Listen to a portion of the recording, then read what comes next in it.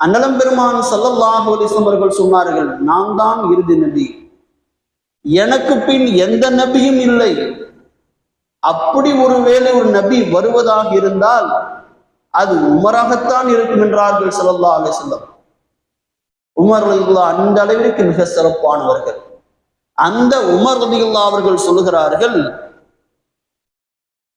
மா உஅதி அப்துன் பஅதல் இஸ்லாம் கைருன் மின் அஹி சாலிஹின். ஒரு மனிதனுக்கு கொடுக்கப்பட்ட நியமத்துகளில் மிக சிறந்த நியமத் என்றால், முதன்மையானது என்றால் இஸ்லாம் தான்.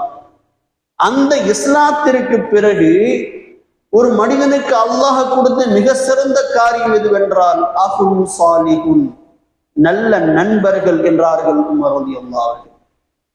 நல்ல நண்பன் தான் ஒரு மனிதனுக்கு இஸ்லாத்திற்கு பிறகு கிடைக்கப்பட்ட நியமத்துகளில் மிகச் சிறந்த நியமத் என்கிறார்கள் உமர் ரலியல்லாஹு.